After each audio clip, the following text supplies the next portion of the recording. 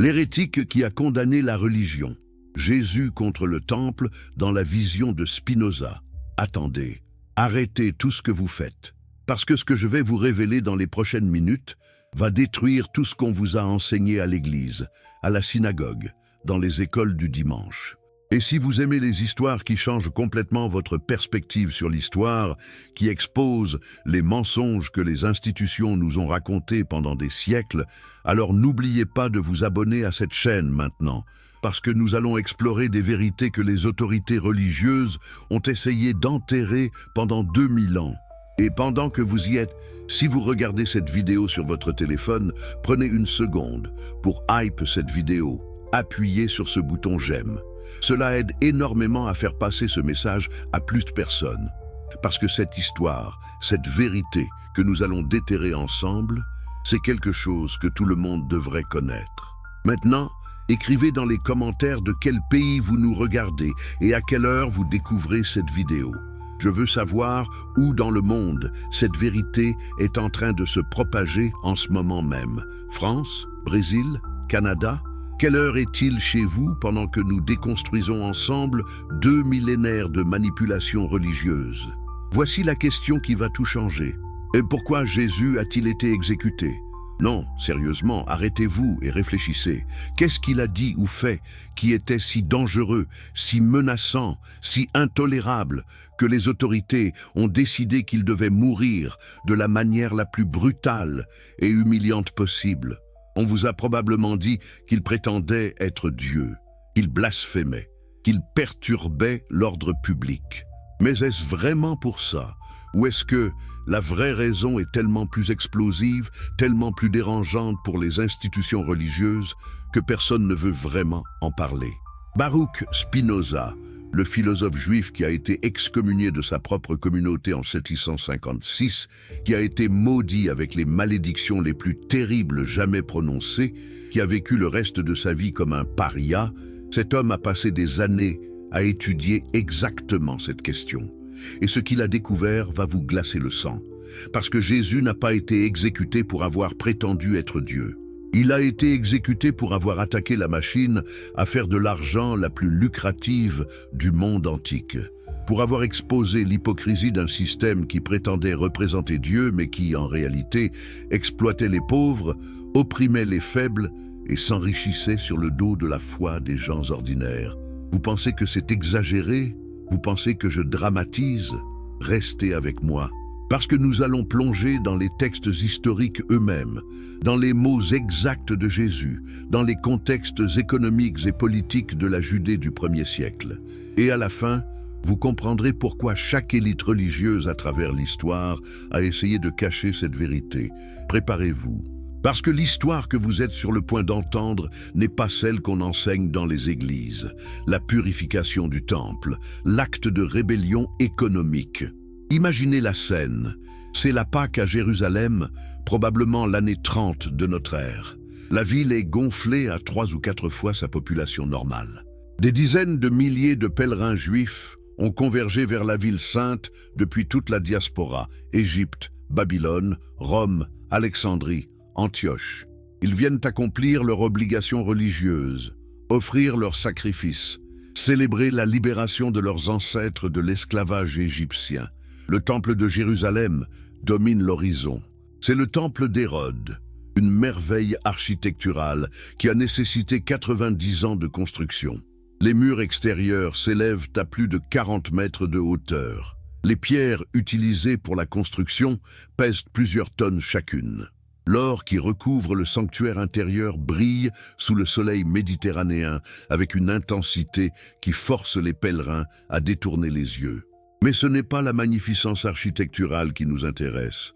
C'est ce qui se passe dans les cours extérieures du temple, spécifiquement dans la cour des gentils, l'espace le plus externe où même les non-juifs peuvent entrer. Qu'est-ce qui se passe là? Pourquoi y a-t-il un tel bruit, une telle cacophonie, une telle activité frénétique? Parce que la cour des gentils s'est transformée en quelque chose qui ressemble beaucoup plus à une bourse, à un marché aux bestiaux, à une salle de change qu'à un lieu de prière. Partout, vous voyez des étals vendant des animaux pour les sacrifices. Des bœufs, attachés, beuglants et déféquants, des moutons en parc improvisé, des colombes en cages empilées, des changeurs de monnaie assis derrière leur table, manipulant des piles de pièces, criant les taux de change. Le bruit est assourdissant.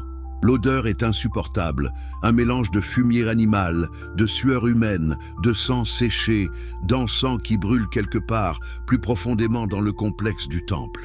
Et par-dessus tout, il y a le son constant du marchandage, de la négociation, de l'argumentation sur les prix. Maintenant, vous devez comprendre quelque chose d'absolument crucial. Ce n'est pas simplement un marché qui s'est installé par hasard près du temple. Ce système entier est contrôlé, réglementé et, plus important encore, rentable pour la classe sacerdotale qui dirige le temple. Spinoza, dans son traité théologico-politique, expose ce système avec une clarté brutale. Il explique que le temple de Jérusalem n'était pas seulement le centre religieux du judaïsme, c'était aussi une institution financière massive, probablement la plus riche de toute la Judée. Voici comment le système fonctionnait. Pensez-y comme une machine parfaite d'extraction de richesses, conçue pour prendre de l'argent des masses et le concentrer dans les mains de l'élite sacerdotale. Premièrement, la loi de Moïse exigeait des sacrifices. Ce n'était pas optionnel. Pour le péché, vous deviez offrir un sacrifice de purification. Pour l'action de grâce, un holocauste. Pour les naissances, les maladies guéries, les vœux accomplis, sacrifice, sacrifice, sacrifice.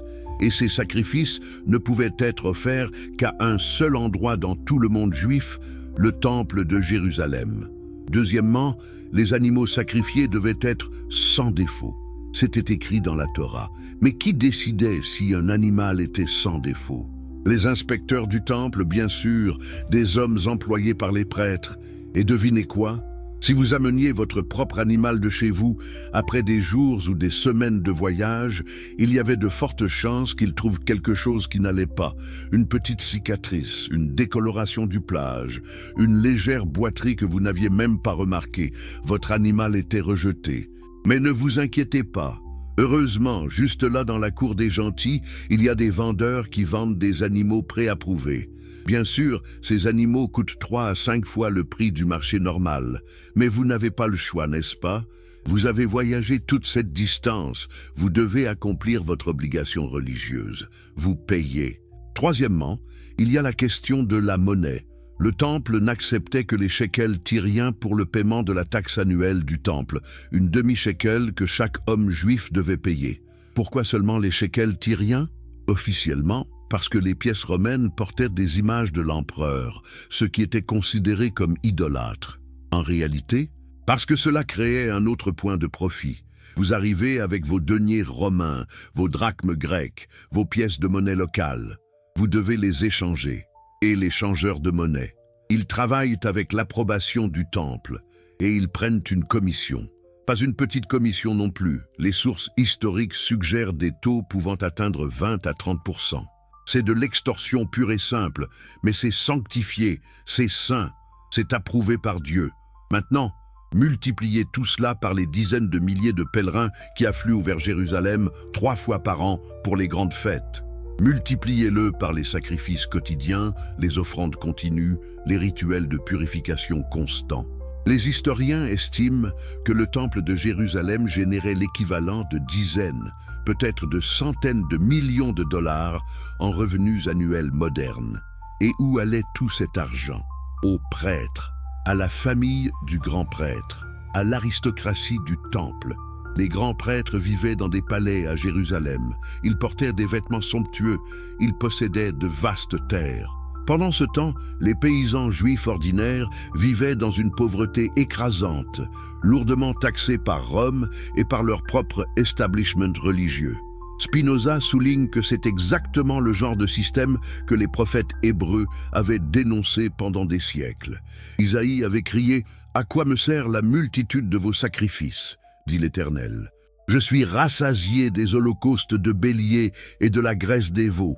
Amos avait tonné contre ceux qui vendent le juste pour de l'argent et le pauvre pour une paire de sandales. Jérémie avait accusé les prêtres de faire de la maison de Dieu une caverne de voleurs. Mais rien n'avait changé. Si quoi que ce soit, le système était devenu plus entranché, plus lucratif, plus oppressif. Alors qu'est-ce que Jésus a fait? Il est entré dans ce système complexe, cette machine financière bien huilée, cette entreprise religieuse massive, et il l'a physiquement attaquée. Les évangiles décrivent la scène de manière frappante. Jésus entre dans la cour des gentils. Il voit les changeurs de monnaie à leur table. Il voit les vendeurs criant leur prix. Il voit les animaux entassés, attendant d'être vendus puis abattus. Il voit les pèlerins, beaucoup d'entre eux pauvres, ayant économisé pendant des années pour faire ce voyage, être exploités, manipulés, pressurés. Et quelque chose se brise en lui. Il commence à renverser les tables des changeurs de monnaie. Les pièces volent dans toutes les directions, roulant sur les dalles de pierre.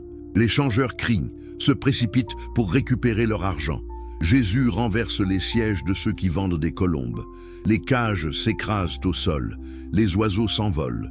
Il commence à chasser les vendeurs de bétail, utilisant peut-être des cordes comme un fouet. Pouvez-vous imaginer la scène, le chaos absolu, les animaux effrayés s'enfuyant, les gens criant, les tables renversées, l'argent éparpillé partout. Et au milieu de tout cela, cet homme de Nazareth, ce charpentier de province, cet enseignant itinérant sans aucun titre officiel, aucune autorité religieuse, aucun pouvoir politique, commettant un acte de sabotage économique pur et simple. Et pendant qu'il fait cela, il crie. Qu'est-ce qu'il crie? Les mots sont enregistrés dans les 3 évangiles synoptiques.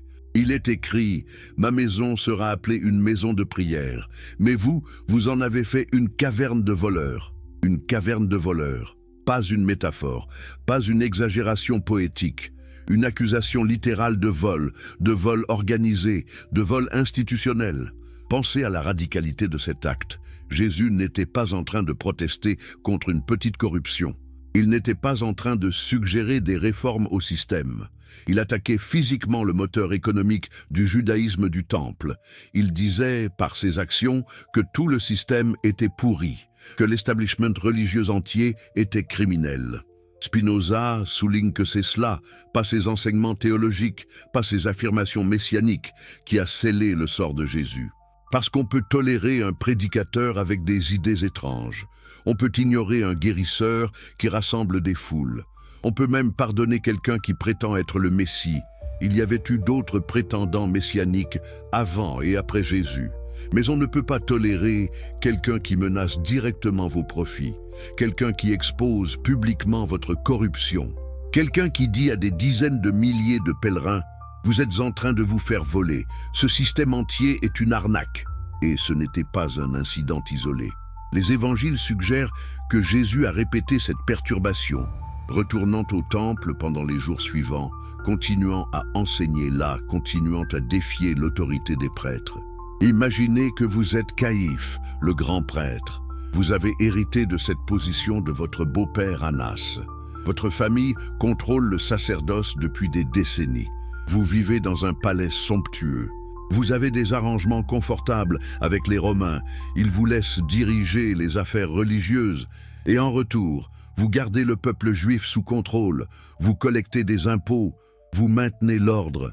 Et maintenant, cet homme de Galilée, cette province arriérée que tout le monde méprise, entre dans votre temple et commence à tout démolir. Il renverse les tables. Il chasse les marchands. Il appelle votre opération entière une caverne de voleurs. Et pire encore, la foule l'applaudit. Les gens le soutiennent.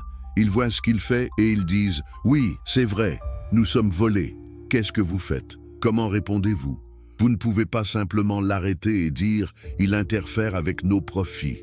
Ce serait admettre que vous êtes motivé par l'argent, pas par la piété. Vous devez trouver une accusation religieuse.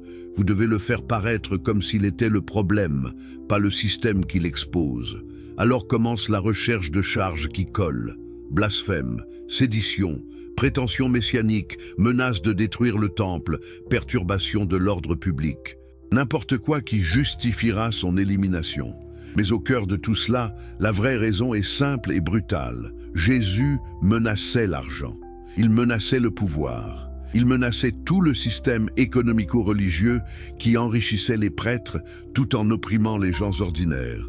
Et pour cela, il devait mourir. Maintenant, regardons plus profondément ce qui se passait réellement ici. Parce que l'incident du temple n'était pas juste une explosion de colère. C'était une déclaration théologique profonde. Jésus disait quelque chose de radical sur la nature même de Dieu et de la religion. Quand il a dit « Ma maison sera appelée une maison de prière pour toutes les nations », il citait Isaïe 56, 7. Mais remarquez la phrase complète « pour toutes les nations ». Et où se passait tout ce commerce? Dans la cour des gentils, le seul endroit où les non-juifs pouvaient venir prier. Les marchands avaient effectivement rendu impossible pour les gentils de faire ce pourquoi cet espace avait été conçu. Le bruit, le chaos, la commercialisation, tout cela avait transformé un lieu de prière en un bazar. Les gentils, qui voulaient chercher le Dieu d'Israël, ne trouvaient qu'un marché bruyant et puant. Jésus était en train de dire « Dieu est pour tout le monde, pas seulement pour les Juifs. Et vous avez transformé le seul espace où les non-juifs peuvent approcher Dieu en un centre commercial. Vous avez mis des barrières financières entre les gens et Dieu. Vous avez fait de l'accès au divin une question d'argent. C'est profond, parce que cela touche à quelque chose de fondamental sur la façon dont la religion institutionnelle fonctionne. Les institutions religieuses créent toujours des points de contrôle, des barrières, des portes par lesquelles vous devez passer. Et généralement, il y a un péage. Vous voulez que vos péchés soient pardonnés. Apportez un sacrifice. Vous voulez accéder au lieu saint. Payez vos taxes. Vous voulez que vos prières soient entendues. Suivez nos rituels. Vous voulez vous assurer de votre salut? Soutenez financièrement l'Église. Spinoza a passé sa vie à démonter ces systèmes. Il a argumenté dans son traité théologico-politique que la vraie religion, ce qu'il appelait la vraie piété, n'a rien à voir avec les rituels externes, les bâtiments sacrés ou les intermédiaires sacerdotaux. La vraie religion, disait-il, c'est la justice et la charité. C'est traiter les autres avec amour et équité. C'est tout. Tout le reste, tous les temples, tous les sacrifices, toutes les prières élaborées, toutes les tenues sacerdotales, tous les rituels complexes, ce ne sont que des constructions humaines. Et souvent, ce sont des constructions conçues pour contrôler les gens et extraire des ressources d'eux. C'est exactement ce que Jésus exposait dans le temple. Il disait « Ce système entier avec tous ses rituels et ses exigences et ses taxes et ses sacrifices n'a rien à voir avec Dieu. C'est un système humain créé pour le pouvoir humain et le profit humain. Et remarquez ce que Jésus n'a pas fait. Il n'a pas proposé un nouveau système de sacrifice. Il n'a pas dit « continuez à apporter des animaux, mais payez-moi plutôt que les prêtres ». Il n'a pas établi sa propre institution rivale avec ses propres taxes et ses propres rituels. Il a juste détruit le système existant et a dit « Vous n'avez besoin de rien de tout cela. C'est révolutionnaire, c'est explosif, c'est dangereux. Parce que si les gens n'ont pas besoin du temple, à quoi sert le sacerdoce? Si les gens peuvent accéder à Dieu directement, sans intermédiaire, sans rituel, sans sacrifice, alors toute la structure de pouvoir s'effondre. C'est pourquoi Jésus devait être éliminé. Pas parce qu'il était un hérétique théologique, mais parce qu'il était une menace existentielle pour l'establishment religieux entier contre les pharisiens. L'hypocrisie ritualiste démasquée. Mais l'attaque de Jésus contre le système religieux ne s'est pas arrêtée au temple. Il a ciblé un autre groupe qui, à certains égards, était encore plus influent sur la vie religieuse quotidienne des Juifs ordinaires, les pharisiens. Maintenant, qui étaient exactement les pharisiens? Pourquoi Jésus leur a-t-il réservé certaines de ses dénonciations les plus dures? Et pourquoi cela contribuait à sa condamnation? Pour comprendre cela, nous devons plonger dans le contexte historique et social de la Judée du 1er siècle. Les pharisiens n'étaient pas des prêtres. Ils étaient plutôt des érudits laïcs, des experts en loi juive qui avaient acquis un immense prestige social en raison de leur prétendue maîtrise des Écritures et de la tradition orale. Ils représentaient environ 6000 personnes, une petite minorité de la population juive, mais incroyablement influents. Pourquoi? Parce qu'ils contrôlaient les synagogues locales, où les gens ordinaires allaient chaque sabbat, parce qu'ils servaient de juges dans les disputes légales, parce qu'ils définissaient ce que signifiait être un bon juif. Les pharisiens croyaient en ce qu'on appelait la haie autour de la Torah. L'idée était la suivante. La loi de Moïse donne certains commandements.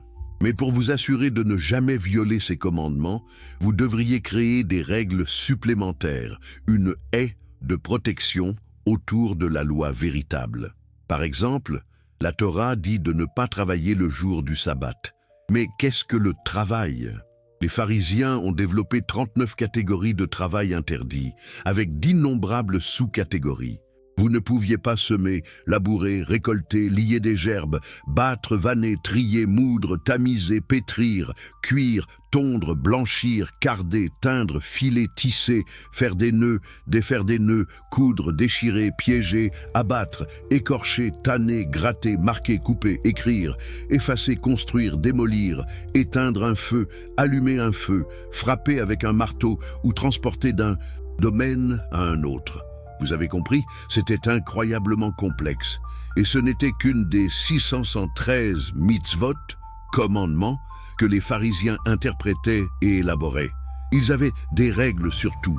Comment se laver les mains avant de manger, pas juste pour l'hygiène, mais comme un rituel de pureté spécifique, avec une quantité prescrite d'eau versée d'une manière prescrite. Quels ustensiles étaient purs et impurs? Quels aliments pouvaient être mangés ensemble? Comment calculer exactement combien de dîmes vous deviez donner, jusqu'aux herbes individuelles de votre jardin? Maintenant, comprenez, beaucoup de pharisiens étaient probablement sincères. Ils croyaient vraiment qu'en suivant ces règles méticuleusement, ils honoraient Dieu et préservaient l'identité juive dans un monde dominé par l'Empire romain. Ils se voyaient comme des gardiens de la foi. Mais voici le problème que Jésus a identifié. Le système pharisaïque avait créé une forme de religion qui était fondamentalement sur les apparences externes, plutôt que sur la transformation interne. C'était une religion de performance, de respectabilité sociale, de statut basé sur la conformité visible aux normes religieuses. Et pire encore, c'était devenu un système de contrôle social. Les pharisiens avaient le pouvoir d'excommunier quelqu'un de la synagogue, essentiellement de les bannir de la communauté. Cette menace maintenait les gens dans la ligne. Si vous vouliez être respecté, si vous vouliez que vos enfants se marient dans de bonnes familles, si vous vouliez être considéré comme un membre respectable de la société, vous deviez vous conformer aux normes pharisaïques. Spinoza connaissait cela intimement. Rappelez-vous, il a été excommunié de la communauté juive d'Amsterdam en 1656 à l'âge de 23 ans. Les rabbins ont lu un hérem, ban, contre lui qui disait qu'il soit maudit le jour et maudit la nuit, qu'il soit maudit quand il se couche et maudit quand il se lève, qu'il soit maudit quand il sort et maudit quand il rentre. Nous ordonnons que personne ne communique avec lui, ni par écrit, ni ne lui accorde aucune faveur, ni ne reste sous le même toit avec lui, ni ne s'approche à moins de 4 coudées de lui, ni ne lise aucun traité composé ou écrit par lui. Pourquoi Spinoza a-t-il été excommunié? Parce qu'il questionnait, parce qu'il utilisait la raison pour examiner les Écritures, parce qu'il refusait d'accepter l'autorité des rabbins comme absolue, parce qu'il osait suggérer que peut-être, juste peut-être, les rituels religieux n'étaient pas le chemin vers Dieu. C'est exactement ce que Jésus faisait avec les pharisiens, et il le détestait pour cela. Regardons les paroles spécifiques de Jésus contre les pharisiens enregistrées dans Matthieu 23, un des chapitres les plus brutaux et les plus directs de tout le Nouveau Testament. Malheur à vous, scribes et pharisiens hypocrites. Encore et encore, Jésus répète cette formule. 8 fois dans ce chapitre, il prononce « malheur » sur eux. Malheur à vous, scribes et pharisiens hypocrites, parce que vous fermez aux hommes le royaume des cieux. Vous n'y entrez pas vous-même, et vous n'y laissez pas entrer ceux qui veulent entrer. Qu'est-ce que cela signifie? Jésus accuse les pharisiens de garder les portes du ciel. Ils ont rendu la religion si compliquée, si chargée de règles et de régulations, que les gens ordinaires se sentent incapables de plaire à Dieu. Vous ne savez jamais si vous faites assez. Vous êtes toujours conscient que vous violez probablement quelques règles obscures que vous ne connaissez même pas. Et les pharisiens eux-mêmes, ils n'entrent pas non plus. parce qu'ils sont tellement concentrés sur les détails externes qu'ils manquent complètement le point. Ils ont transformé la religion en un jeu de conformité légale plutôt qu'en une relation avec Dieu ou en une vie de justice véritable. Malheur à vous, scribes et pharisiens hypocrites, parce que vous parcourez la mer et la terre pour faire un prosélyte. Et quand il l'est devenu, vous en faites un fils de la géhenne 2 fois plus que vous. C'est dévastateur. Jésus dit, vous travaillez si dur pour convertir les gens à votre système, mais tout ce que vous faites, c'est les rendre pires qu'avant. Parce que vous leur apprenez une religion fausse, une religion de règles externes, de jugement, d'hypocrisie. Vous ne leur apprenez pas à aimer, à pardonner, à être juste. Vous leur apprenez à juger, à exclure, à se sentir supérieurs. Guides aveugles, qui coulaient le moucheron et qui avalaient le chameau. Cette métaphore est brillante et absurde. Les pharisiens filtraient leur vin à travers un tissu pour s'assurer qu'ils ne consommaient pas accidentellement un insecte, ce qui serait rituellement impur. Donc, ils coulaient le moucheron.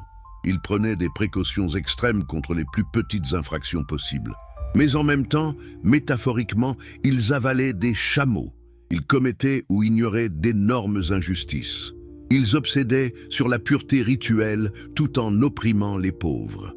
Ils s'assuraient de dîmer leurs épices, mais négligeaient la justice, la miséricorde et la foi. Spinoza revient encore et encore sur ce point dans ses écrits. La religion institutionnelle, dit-il, a toujours cette tendance à inverser les priorités. Elle met l'accent sur ce qui est facile à mesurer et à contrôler, les rituels, les observances, les conformités externes, tout en ignorant ce qui compte vraiment. Comment vous traitez les autres personnes? Pourquoi? Parce que les rituels externes peuvent être réglementés. Les autorités religieuses peuvent définir exactement comment vous devez vous laver les mains, quels aliments manger, quelles prières réciter, et elles peuvent alors juger qui est conforme et qui ne l'est pas. Cela crée un système de pouvoir et de contrôle. Mais la justice, la compassion, l'amour, ce sont des choses internes. On ne peut pas facilement les mesurer ou les réguler. Vous ne pouvez pas excommunier quelqu'un pour ne pas avoir assez de compassion dans son cœur. C'est subjectif, c'est interne, c'est au-delà du contrôle institutionnel. Alors, la religion institutionnelle se concentre naturellement sur les choses qu'elle peut contrôler, les externales. Et ce faisant, elle manque complètement le point. Malheur à vous, scribes et pharisiens hypocrites, parce que vous ressemblez à des sépulcres blanchis qui paraissent beaux au dehors et qui, au dedans, sont pleins d'ossements de mort et de toute espèce d'impureté. Sépulcres blanchis, tombes peintes en blanc. C'était une pratique courante, peindre les tombes en blanc pour qu'elles soient visibles et que les gens ne les touchent pas accidentellement et ne deviennent pas rituellement impures. Donc les tombes avaient l'air propre, brillantes, même belles de l'extérieur. Mais à l'intérieur, pourriture, décomposition, mort.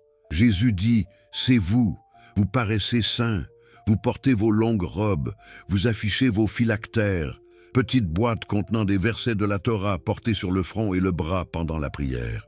Vous priez longuement en public, vous jeûnez visiblement. Toute votre apparence externe crie « Regardez comme je suis saint », mais à l'intérieur, hypocrisie, cupidité, orgueil, mépris des autres, jugement, dureté de cœur. Maintenant, imaginez que vous êtes un pharisien entendu cela. Jésus ne critique pas seulement vos pratiques religieuses, il attaque votre identité entière. Toute votre vie s'est construite autour du fait d'être considéré comme un expert religieux respectable. Vous avez passé des années à étudier, vous avez mémorisé la Torah, vous suivez méticuleusement toutes les règles, vous avez construit votre statut social, votre estime de soi, votre place dans la communauté autour de cette identité.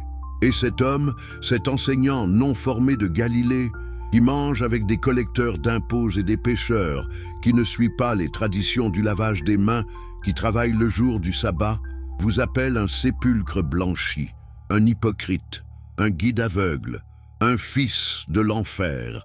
Et pire encore, les foules l'écoutent. Elles hochent la tête, elles sont d'accord. Parce qu'elles ont vu l'hypocrisie aussi. Elles ont été jugées par vous, elles ont été exclues, elles ont été taxées de pécheurs parce qu'elles ne pouvaient pas suivre toutes vos règles complexes. Pouvez-vous imaginer la rage que vous ressentiriez? La menace? Cet homme ne mine pas seulement votre autorité religieuse, il menace toute votre position sociale, votre gagne-pain, votre identité. Bien sûr, vous voulez le faire taire. Bien sûr, vous cherchez des moyens de le piéger, de le discréditer, de l'éliminer. Quel est le plus grand enseignement d'aujourd'hui qui continue sous nos yeux? Dieu ne vit pas dans des bâtiments. La révolution spatiale de Jésus. Vous êtes toujours là? Parfait. Parce que maintenant, nous allons plonger dans quelque chose qui va complètement bouleverser votre compréhension de ce qu'est vraiment la religion. Et si vous n'êtes pas encore abonné à cette chaîne, faites-le maintenant, vraiment. Parce que nous publions régulièrement des vidéos qui démontent les mensonges historiques, qui exposent les vérités cachées, qui vous montrent ce que les institutions ne veulent pas que vous sachiez. Cliquez sur ce bouton d'abonnement. Vous ne voulez pas manquer ce qui vient ensuite. Et pendant que vous y êtes, écrivez dans les commentaires de quel pays nous regardez-vous en ce moment. Quelle heure est-il là où vous êtes? Je veux voir jusqu'où cette vérité se propage à travers le monde. France, Belgique, Canada, Suisse, Afrique francophone. Écrivez-le maintenant. Ah, et une dernière chose, si vous regardez sur votre téléphone, prenez 2 secondes pour hyper cette vidéo. Appuyez sur ce pouce en l'air. Cela aide vraiment beaucoup à faire passer ce message à plus de personnes. L'algorithme doit voir que ce contenu résonne, que les gens s'engagent avec ces vérités. Alors allez-y, hype maintenant. Maintenant, voici une question qui devrait vous faire frissonner. Où habite Dieu? Non, sérieusement, arrêtez-vous et réfléchissez une seconde. Si quelqu'un vous demandait « Où est Dieu ?» Et que répondriez-vous? Au ciel? Dans l'église? Dans la mosquée? Dans le temple? Dans votre cœur? Et voici la question encore plus perturbante. Pourquoi croyez-vous ce que vous croyez à ce sujet? Qui vous a enseigné que Dieu vit dans un bâtiment spécifique? Qui vous a dit que certains lieux sont saints et d'autres ne le sont pas? Qui a décidé qu'il y a des espaces sacrés où Dieu est présent et des espaces profanes où il ne l'est pas? Jésus a dit quelque chose qui a explosé toute cette conception. Quelque chose de si radical, de si dangereux pour l'establishment religieux, que cela est devenu une des accusations centrales lors de son procès. Quelque chose qui, si vous le comprenez vraiment, détruit la nécessité de presque toutes les institutions religieuses. Il a dit « Dieu ne vit pas dans des bâtiments ». Et Spinoza, ce génie philosophique qui a osé penser l'impensable au XVIIe siècle, a passé des années à développer exactement ce que Jésus voulait dire. Et pourquoi c'était si dangereux? Parce que voici la vérité. Si Dieu n'habite pas dans des bâtiments spécifiques, alors vous n'avez pas besoin de prêtres pour accéder à lui. Vous n'avez pas besoin de faire des pèlerinages coûteux. Vous n'avez pas besoin de payer pour l'entretien d'édifices sacrés. Vous n'avez pas besoin d'intermédiaires religieux contrôlant l'accès au divin. Vous comprenez pourquoi c'était explosif. Retournons à Jérusalem, quelques jours avant la crucifixion. Jésus et ses disciples sortent du temple après un de ces affrontements avec les autorités religieuses. Les disciples, impressionnés par la magnificence architecturale, font remarquer « Maître, regarde quelle pierre et quel bâtiment !» Le temple d'Hérode était effectivement une merveille du monde antique. La construction avait commencé en l'an 20 avant notre ère et n'était toujours pas complètement terminée à l'époque de Jésus, 46 ans plus tard, et le travail continuait. Les murs extérieurs s'élevaient à plus de 40 mètres. Certaines des pierres utilisées pesaient plus de 100 tonnes. L'or qui recouvrait le sanctuaire intérieur était si brillant que regarder le temple sous le soleil de midi était presque aveuglant. C'était un monument à la gloire de Dieu, n'est-ce pas? Un témoignage de la dévotion d'Israël?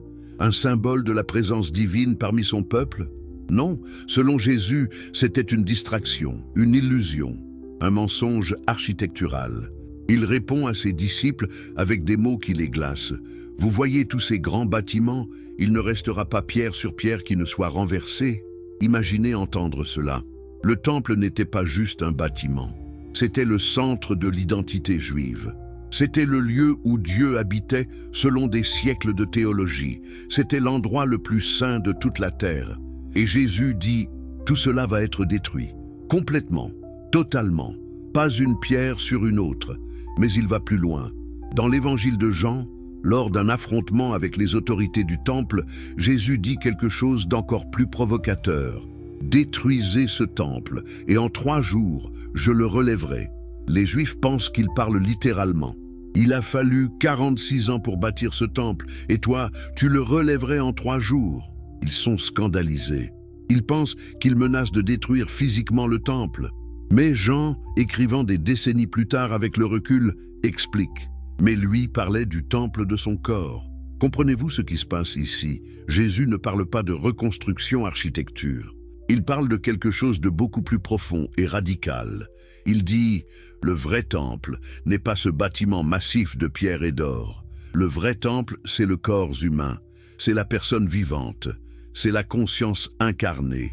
Dieu n'habite pas dans des structures physiques. Dieu habite dans les êtres humains. Spinoza développe cette idée avec une clarté brillante dans le traité théologico-politique. Il explique que toute l'idée de lieu saint est une construction humaine. Il n'y a rien d'intrinsèquement sacré dans un lieu géographique. Une montagne n'est pas plus sainte qu'une vallée. Jérusalem n'est pas intrinsèquement plus proche de Dieu que n'importe quelle autre ville. Mais voici pourquoi les institutions religieuses adorent l'idée de lieu saint, parce qu'elles peuvent les contrôler. Si Dieu vit dans un bâtiment spécifique, alors qui contrôle l'accès à ce bâtiment contrôle l'accès à Dieu.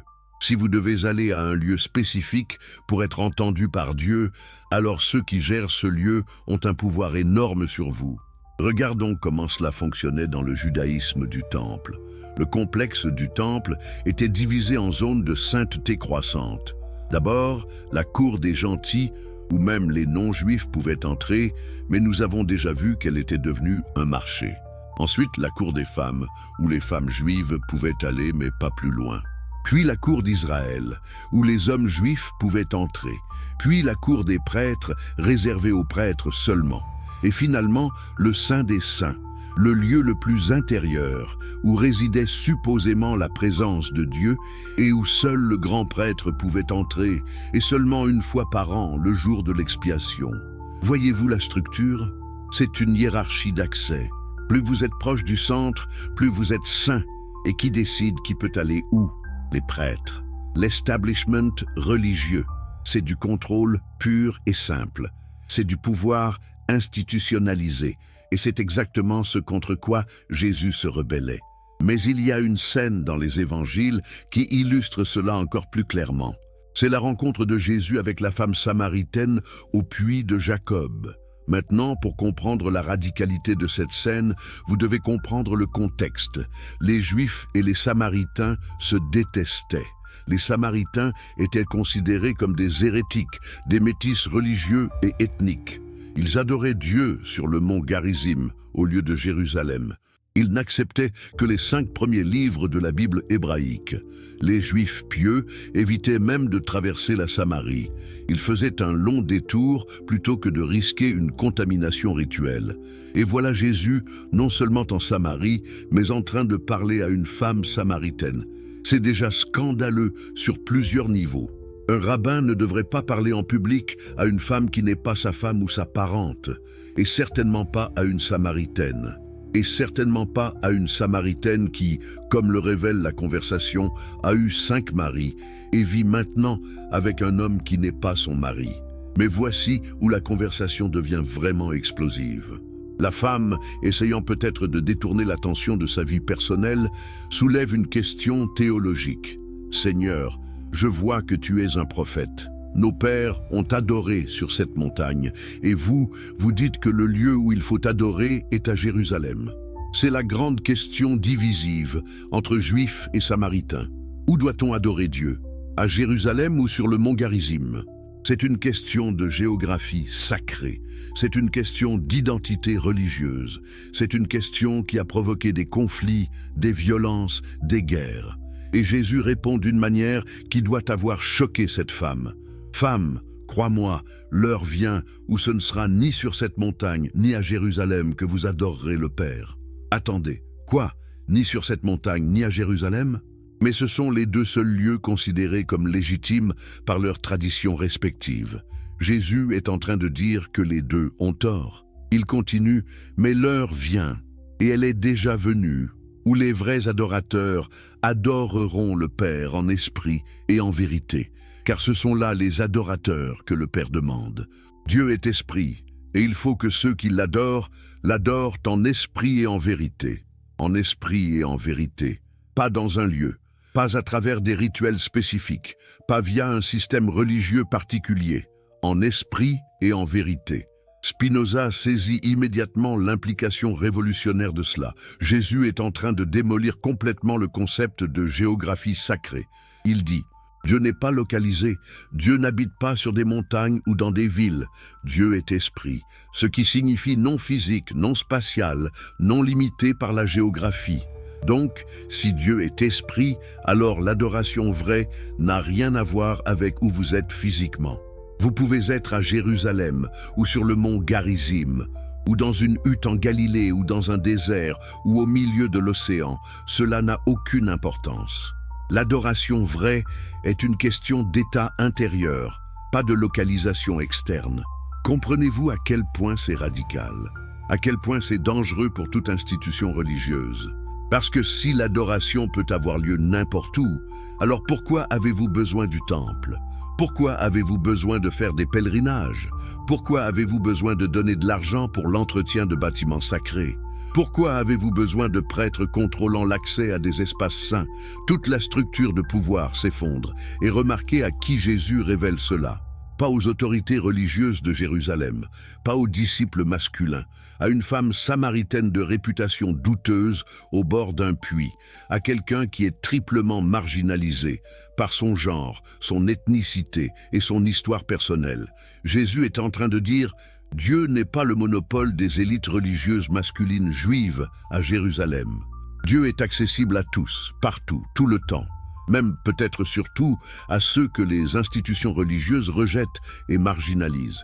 Mais revenons à cette phrase qui a été utilisée contre Jésus lors de son procès. « Détruisez ce temple, et en 3 jours, je le relèverai. » Lors du procès devant le Sanhédrin, des témoins sont amenés pour témoigner contre Jésus. Marc 14, 57-58 raconte: « Quelques-uns se levèrent et portèrent un faux témoignage contre lui, disant: « Nous l'avons entendu dire. Je détruirai ce temple fait de main d'homme, et en 3 jours, j'en bâtirai un autre qui ne sera pas fait de main d'homme. » L'Évangile dit que c'est un faux témoignage, non pas parce que Jésus n'a jamais dit quelque chose à ce sujet, mais parce que les témoins déforment ses paroles. Ils prétendent qu'il a menacé de détruire physiquement le temple. Mais ce que Jésus avait vraiment dit, c'était quelque chose de beaucoup plus profond. « Je détruirai ce temple fait de main d'homme, et en 3 jours, j'en bâtirai un autre qui ne sera pas fait de main d'homme. » Un temple pas fait de main d'homme. Qu'est-ce que cela pourrait être, sinon quelque chose de spirituel? Quelque chose de non physique? Le corps ressuscité? La communauté des croyants?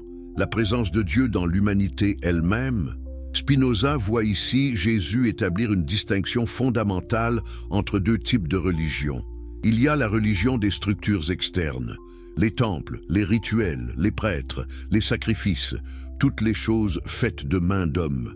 Et puis il y a la religion de l'esprit, la connexion intérieure avec le divin, la transformation éthique, l'amour et la justice, les choses pas faites de main d'homme. Et Jésus dit clairement: « Je vais détruire le premier type et établir le second. » C'est une menace existentielle pour tout le système. Parce que si le temple pas fait de main d'homme remplace le temple physique, alors à quoi sert la classe sacerdotale? À quoi sert tout l'appareil institutionnel du judaïsme du temple? Regardons ce qui s'est passé au moment de la mort de Jésus.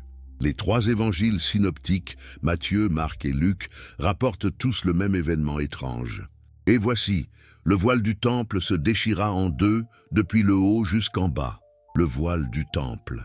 C'était l'énorme rideau qui séparait le Saint des Saints du reste du temple.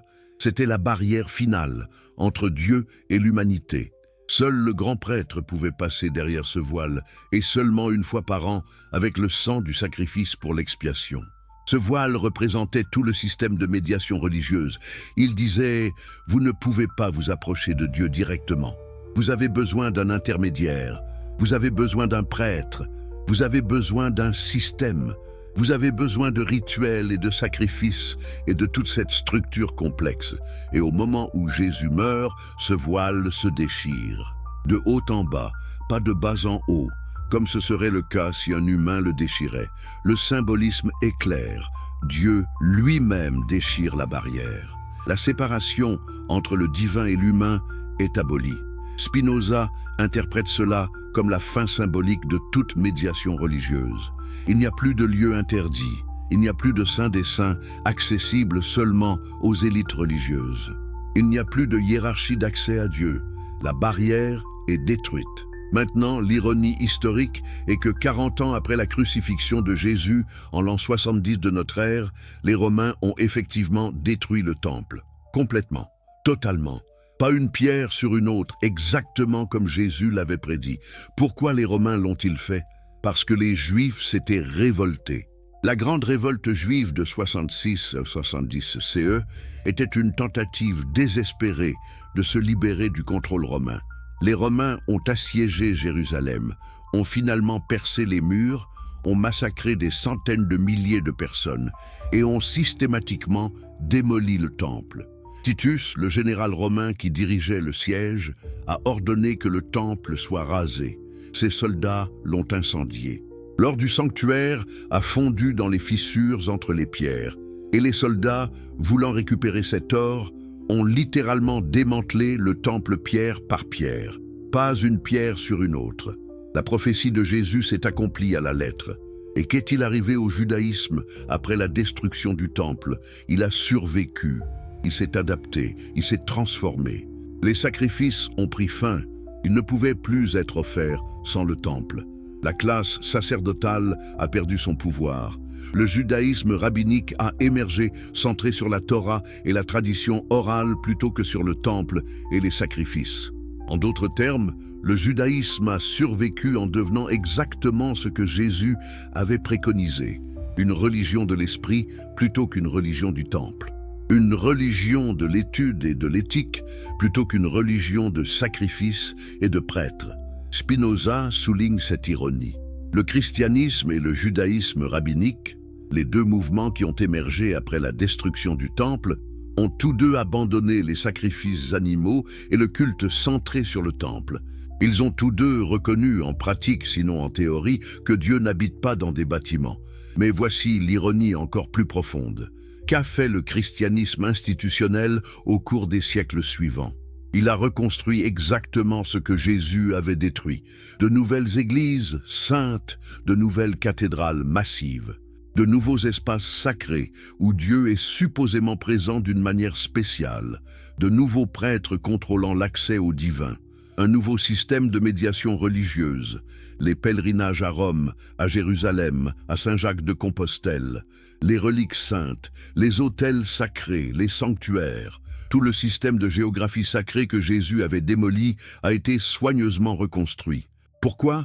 Parce que les institutions religieuses ont besoin de contrôle, et vous ne pouvez pas contrôler l'esprit. Vous ne pouvez pas réguler l'adoration intérieure. Vous ne pouvez pas taxer la prière personnelle, mais vous pouvez contrôler les bâtiments. Vous pouvez réguler qui peut entrer dans les espaces sacrés. Vous pouvez taxer les pèlerinages et l'entretien des églises. Donc l'enseignement de Jésus, que Dieu n'habite pas dans des structures physiques, que l'adoration vraie est en esprit et en vérité, que chaque personne peut accéder directement au divin, cet enseignement a été systématiquement enterré, obscurci, rendu impuissant. Et c'est exactement pourquoi Spinoza a été excommunié, parce qu'il a osé dire « Attendez, revenons à ce que Jésus enseignait réellement. Revenons à l'idée que Dieu est accessible à tous, partout, sans intermédiaire. » Les rabbins d'Amsterdam en 1656 ne pouvaient pas tolérer cela, tout comme les prêtres de Jérusalem en l'an 30 ne pouvaient pas tolérer Jésus. Parce que si Spinoza avait raison, alors toute leur autorité, tout leur pouvoir, toute leur raison d'être s'évaporait. Maintenant, parlons du sabbat. Parce que c'est ici que l'attaque de Jésus contre le légalisme religieux devient la plus claire et la plus controversée. Le sabbat était et reste central au judaïsme. C'est un des 10 commandements. Souviens-toi du jour du repos pour le sanctifier. Tu travailleras 6 jours et tu feras tout ton ouvrage. Mais le 7e jour est le jour du repos de l'Éternel, ton Dieu. Simple, non? Un jour de repos par semaine, un jour pour se reposer du travail, pour se concentrer sur Dieu, pour être avec la famille, pour renouveler l'esprit. Mais qu'avaient fait les scribes et les pharisiens avec ce commandement simple? Ils l'avaient transformé en un labyrinthe de régulation. La Mishnah, la codification de la loi orale juive compilée au IIe siècle de notre ère, mais reflétant des traditions beaucoup plus anciennes, énumère 39 catégories de travail interdits le jour du sabbat, appelées les avot melakot, travaux pairs. Mais ce n'était que le début. Chacune de ces 39 catégories avait de nombreuses sous-catégories, appelées tolado, travaux dérivés. Et puis il y avait d'innombrables discussions et débats sur des cas spécifiques. Par exemple, vous ne pouviez pas transporter d'un domaine à un autre le jour du sabbat. Mais qu'est-ce qu'un domaine? Les rabbins ont défini 4 types de domaines. Domaine public, domaine privé, domaine intermédiaire et place exempte. Et les règles sur ce qui pouvait être transporté où et comment étaient incroyablement complexes. Vous pouviez porter une prothèse si vous en aviez besoin pour marcher, mais pas si c'était seulement cosmétique. Vous pouviez porter des vêtements, mais pas s'ils contenaient quelque chose dans les poches. Une femme ne pouvait pas porter certains bijoux. Les règles continuaient et continuaient. Ou prenez la question de ce qui constituait le travail. Vous ne pouviez pas écrire le jour du sabbat. Mais combien devez-vous écrire pour que ce soit considéré comme du travail? Les rabbins ont décidé 2 lettres. Si vous écrivez une lettre, ce n'est pas du travail. Si vous écrivez 2 lettres, c'est du travail et c'est interdit. Vous ne pouviez pas faire de feu le jour du sabbat. Mais est-ce que faire une étincelle compte comme faire un feu? Et qu'en est-il de profiter d'un feu qui a été allumé avant le sabbat? Des débats interminables. Vous ne pouviez pas cuisiner le jour du sabbat, donc toute la nourriture devait être préparée la veille. Mais qu'est-ce qui compte comme cuisiner? Verser de l'eau chaude sur des feuilles de thé, est-ce cuisiner? Qu'en est-il de mélanger des choses ensemble? Le point que Spinoza souligne, c'est que toute cette complexité n'était pas accidentelle. Elle servait une fonction. Elle créait une dépendance des gens ordinaires envers les experts religieux. Comment pourriez-vous jamais être sûr de respecter correctement le sabbat sans consulter un rabbin? Comment pourriez-vous naviguer dans tous ces détails sans l'aide d'un érudit qui avait passé des années à étudier ces choses? Et il y avait toujours la menace de l'excommunication si vous étiez considéré comme violant le sabbat de manière flagrante. Donc les gens vivaient dans la peur constante de faire quelque chose de mal, de commettre une transgression sans même s'en rendre compte. Et puis arrive Jésus, et il guérit le jour du sabbat. À plusieurs reprises dans les évangiles, Jésus guérit des gens le jour du sabbat, et à chaque fois cela provoque un scandale. Les pharisiens et les scribes sont indignés. Comment osent-ils violer le sabbat? Comment osent-ils effectuer du travail? Car la guérison était considérée comme du travail le jour saint. Regardons un incident spécifique rapporté dans Marc 3. Jésus entre dans une synagogue le jour du sabbat. Il y a là un homme avec une main desséchée. Les pharisiens observent Jésus attentivement, cherchant un prétexte pour l'accuser. Ils veulent voir s'il va guérir l'homme le jour du sabbat. Jésus sait ce qu'ils pensent. Et au lieu de faire la guérison discrètement, au lieu d'attendre le lendemain, il confronte directement leur hypocrisie. Il dit à l'homme, « Lève-toi, là au milieu. » Il le rend public. Il fait de cela un moment d'enseignement. Puis il se tourne vers les pharisiens et demande, « Est-il permis le jour du sabbat de faire du bien ou de faire du mal, de sauver une personne ou de la tuer? » Quel dilemme brillant! Si le sabbat est un jour sacré pour honorer Dieu, alors sûrement faire du bien est approprié. Refuser de guérir quelqu'un quand vous en avez le pouvoir, n'est-ce pas en fait faire du mal? N'est-ce pas les laisser souffrir inutilement? Les pharisiens ne répondent pas. Ils ne peuvent pas. Parce que s'ils disent qu'il n'est pas permis de faire du bien le jour du sabbat, Ils révèlent l'absurdité de leur position. Mais s'ils disent qu'il est permis, ils admettent que Jésus a raison de guérir. Alors ils restent silencieux. Et Marc nous dit que Jésus les regarda avec colère, attristé de l'endurcissement de leur cœur. C'est une des rares fois où nous voyons Jésus en colère. Il est en colère parce que ces hommes, au nom de l'honneur de Dieu, préféreraient voir un homme continuer à souffrir plutôt que de voir leur système de règles remis en question. Puis il dit à l'homme « Étends ta main ». L'homme l'étend et sa main est restaurée. Et quelle est la réaction des pharisiens? Les pharisiens sortirent et aussitôt ils se consultèrent avec les Hérodiens sur les moyens de le faire périr. Ils commencent immédiatement à comploter comment tuer Jésus. Pas parce qu'il a fait quelque chose de mal, pas parce qu'il a blessé quelqu'un, mais parce qu'il a guéri un homme le mauvais jour de la semaine. Pensez à la folie de cela. Un homme qui souffrait d'un handicap a été guéri. Il peut maintenant utiliser sa main. Il peut travailler, gagner sa vie, prendre soin de sa famille. C'est clairement une bonne chose. Et pourtant, parce que cela s'est produit le jour du sabbat, les autorités religieuses veulent tuer le guérisseur. Comment en sont-ils arrivés là? Comment la religion a-t-elle pu devenir si tordue que guérir quelqu'un est considéré comme un crime? Spinoza a une réponse. Parce que la religion institutionnelle n'est pas vraiment concernée par faire du bien ou honorer Dieu. Elle est concernée par le maintien du pouvoir et du contrôle. Et le pouvoir et le contrôle dépendent de l'obéissance stricte aux règles, peu importe à quel point ces règles sont devenues absurdes. Si vous permettez à Jésus de guérir le jour du sabbat, vous établissez le principe que les besoins humains l'emportent sur les observances rituelles. Vous dites que la compassion est plus importante que la conformité. Et si ce principe est accepté, alors tout votre système de régulation légaliste commence à s'effondrer. Parce que qui décide quels besoins humains sont suffisamment urgents pour outrepasser les règles? Soudain, les gens ordinaires prennent des décisions basées sur leur propre jugement éthique plutôt que de consulter les experts religieux pour chaque décision. Le pouvoir est décentralisé, l'autorité est individualisée et l'establishment religieux perd son contrôle. C'est pourquoi ils doivent arrêter Jésus. C'est pourquoi il doit mourir, pas parce qu'il enfreint vraiment les commandements de Dieu, mais parce qu'il menace leur système de contrôle. Et puis Jésus prononce une phrase qui devient centrale dans cette controverse. Après un autre incident où ses disciples cueillaient du grain le jour du sabbat, techniquement interdit selon les règles pharisaïques, Jésus dit « Le sabbat a été fait pour l'homme, et non l'homme pour le sabbat. Le sabbat a été fait pour l'homme. Le jour de repos a été institué pour le bénéfice humain, pour donner aux gens un repos du travail, pour fournir du temps pour le renouvellement spirituel, pour protéger les travailleurs de l'exploitation continue. Mais ce qui s'était passé, le sabbat était devenu un fardeau plutôt qu'une bénédiction. Au lieu de libérer les gens, il les emprisonnait dans un réseau de restrictions. Au lieu de donner le repos, il causait de l'anxiété. Suis-je en train de violer sans le savoir l'une des innombrables règles? Jésus retourne cela.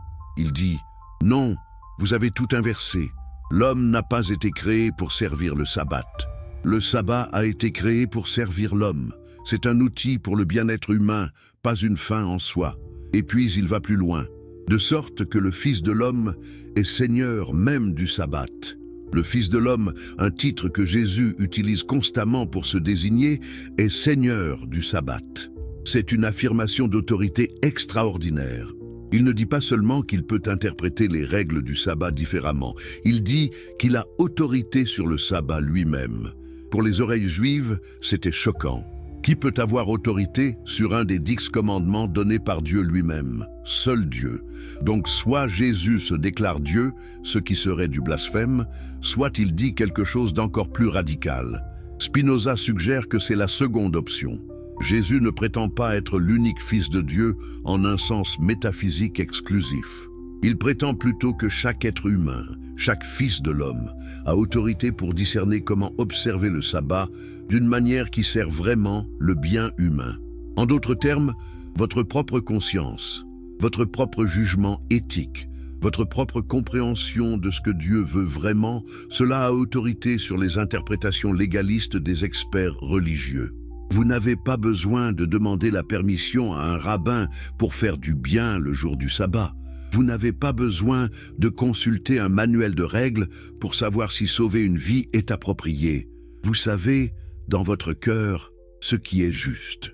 Et cette connaissance intérieure a plus d'autorité que toute régulation externe. C'est la démocratie spirituelle. C'est la décentralisation de l'autorité religieuse. C'est la fin du monopole des experts sur le discernement moral. Et c'est absolument intolérable pour toute institution religieuse. Est-ce que vous voyez maintenant pourquoi Jésus devait être éliminé? Est-ce que vous comprenez pourquoi son message était si dangereux? La justice sociale comme blasphème. Quand dénoncer l'injustice devient un crime capital, alors vous êtes toujours avec moi? Excellent. Parce que maintenant, nous allons plonger dans quelque chose qui va vous faire comprendre pourquoi les élites religieuses et économiques voulaient absolument éliminer Jésus. Et si cette histoire vous captive, si vous sentez que ces vérités doivent être entendues par le plus grand nombre possible, alors faites-moi une faveur. Abonnez-vous à cette chaîne maintenant. Cliquez sur ce bouton, parce que nous créons du contenu qui expose les mensonges historiques, qui révèle les vérités que les pouvoirs en place ne veulent pas que vous connaissiez. Et dites-moi dans les commentaires, d'où nous regardez-vous en ce moment? Quel pays? Quelle ville? Et quelle heure est-il là où vous êtes? Je veux voir cette communauté mondiale de chercheurs de vérité se rassembler. Écrivez-le maintenant. Oh! Et si vous êtes sur votre téléphone en ce moment, prenez juste une seconde pour hyper cette vidéo. Ce petit pouce vers le haut fait une différence massive pour l'algorithme. Cela aide à faire passer ce message à des milliers, peut-être des millions d'autres personnes qui ont besoin d'entendre cela. Alors, allez-y, hype maintenant avant d'oublier. Maintenant, voici une question qui devrait vous glacer jusqu'aux os. Pourquoi est-ce que dénoncer l'injustice économique est considéré comme une menace plus grande que presque n'importe quel autre crime? Pourquoi les élites religieuses et politiques tolèrent-elles presque n'importe quoi? Débats théologiques, désaccords doctrinaux, même une certaine critique, mais deviennent absolument impitoyables quand quelqu'un attaque le système économique qui les enrichit. Parce que voici la vérité brutale. Vous pouvez débattre de la théologie pendant des siècles et personne ne sera exécuté, mais menacer les profits, exposer l'exploitation économique, dénoncer comment les riches s'enrichissent sur le dos des pauvres, et soudainement vous êtes dangereux. Soudainement vous devez être éliminé. C'est exactement ce qui est arrivé à Jésus. Et Spinoza l'a compris avec une clarté cristalline. Revenons en Judée, première moitié du 1er siècle. La situation économique était désespérée pour la majorité de la population. Vous devez comprendre que les Juifs ordinaires étaient écrasés sous des charges fiscales multiples et implacables. D'abord, il y avait les impôts romains. Rome exigeait un tributum, un impôt direct sur la terre et un impôt sur les personnes. Les historiens estiment que cela représentait environ 12% du revenu agricole. Mais ce n'était que le début. Il y avait aussi des taxes douanières, des péages routiers, des taxes sur les marchandises transportées. Les publicains, les collecteurs d'impôts juifs travaillant pour Rome, étaient célèbres pour leur corruption, ajoutant souvent leurs propres commissions en plus des taxes officielles. Ensuite, il y avait les impôts du temple. Chaque homme juif adulte devait payer une demi-shekel annuelle au temple, ce qu'on appelait la taxe du temple. Cela ne semble pas beaucoup, mais pour un paysan vivant au jour le jour, c'était un fardeau significatif. Et puis il y avait toutes les offrandes et sacrifices obligatoires que nous avons déjà discutés, pour le péché, pour l'action de grâce, pour les naissances, pour les guérisons, pour les vœux. La classe sacerdotale vivait luxueusement sur ses revenus. Et puis il y avait les taxes imposées par Hérode Antipas, le tétrarque de Galilée et Pérée. Lui aussi avait ses projets de construction coûteux, son style de vie somptueux, sa cour élaborée à maintenir. Quand vous additionnez tout cela, les historiens estiment que les paysans juifs ordinaires payaient quelque part entre 30 et 40% de leur production en impôts et taxes diverses. Et nous parlons de gens qui vivaient déjà à la limite de la subsistance. Beaucoup de familles paysannes étaient endettées de manière chronique. Perdre une seule récolte pouvait signifier perdre votre terre. Et qui possédait les terres que ces paysans perdaient? Les riches, les élites urbaines, les familles sacerdotales, les collaborateurs qui profitaient du système romain. Il y avait une consolidation massive des terres entre les mains de quelques-uns. Les grandes propriétés, ce qu'on appellerait des latifundia dans d'autres parties de l'Empire romain, se multipliaient en Judée. Les anciens propriétaires de petites parcelles devenaient des fermiers locataires, des ouvriers journaliers ou migraient vers les villes pour chercher du travail. La société juive du 1er siècle était profondément, brutalement inégale. Il y avait une petite élite vivant dans un luxe extraordinaire. Les grands prêtres dans leur palais à Jérusalem, les collecteurs d'impôts en chef comme Zachée qui sont décrits comme très riches, les propriétaires terriens. Et puis il y avait la masse de gens ordinaires luttant pour survivre. Et quelle était l'idéologie qui justifiait cette inégalité? La théologie de la prospérité. Les pharisiens et de nombreux enseignants religieux de l'époque prêchaient que la richesse était un signe de la faveur de Dieu. Si vous étiez riche, c'était parce que Dieu vous bénissait. Si vous étiez pauvre, c'était probablement parce que vous ou vos ancêtres aviez péché et Dieu vous punissait. Cette théologie servait une fonction sociale très utile pour les élites. Elle justifiait leur richesse comme divinement ordonnée. Elle empêchait les pauvres de se révolter. Après tout, si votre pauvreté était une punition de Dieu, vous devriez l'accepter avec humilité et essayer de mieux obéir aux commandements. Et elle garantissait que les riches pouvaient jouir de leur richesse sans culpabilité, sachant qu'ils étaient manifestement favorisés par Dieu. Et puis, arrive Jésus, et il détruit complètement cette théologie. Regardons les béatitudes, les bénédictions célèbres que Jésus prononce au début du sermon sur la montagne dans Matthieu ou sur la plaine dans Luc. Les deux versions sont révélatrices, mais la version de Luc est particulièrement brutale dans sa critique sociale. Luc 6, 20, 26. Alors Jésus, levant les yeux sur ses disciples, dit « Heureux vous qui êtes pauvres, car le royaume de Dieu est à vous. Heureux vous qui avez faim maintenant, car vous serez rassasiés. Heureux vous qui pleurez maintenant, car vous rirez. » Remarquez, pas d'heureux les pauvres en esprit, comme dans Matthieu, mais simplement heureux les pauvres. Jésus parle de pauvreté économique réelle, de faim physique réelle, de larmes réelles de souffrance et d'oppression. Et puis vient le renversement. Mais malheur à vous, riches, car vous avez reçu votre consolation. Malheur à vous qui êtes rassasiés, car vous aurez faim. Malheur à vous qui riez maintenant, car vous serez dans le deuil et dans les larmes. Malheur aux riches. Pas malheur aux riches qui ont obtenu leur richesse de manière injuste. Pas malheur aux riches qui n'aident pas les pauvres. Juste malheur aux riches. Pourquoi? Parce qu'ils ont déjà reçu leur consolation. Leur récompense est maintenant, dans ce monde. Ils vivent dans le confort pendant que d'autres souffrent. Ils sont rassasiés pendant que d'autres ont faim. Ils rient pendant que d'autres pleurent. Et Jésus dit, ce n'est pas comme ça que ça devrait être. Et ce n'est pas comme ça que ça sera. Il y aura un renversement, un grand retournement. Les derniers seront premiers et les premiers seront derniers. Les affamés seront rassasiés et les rassasiés auront faim. Ceux qui pleurent riront et ceux qui rient pleureront. C'est une vision radicalement égalitaire. C'est une promesse de justice sociale. C'est une déclaration que l'ordre actuel des choses, où quelques-uns vivent dans le luxe pendant que beaucoup souffrent dans la pauvreté, est inacceptable à Dieu. Maintenant, imaginez que vous êtes un membre de l'élite sacerdotale ou de la classe des propriétaires terriens.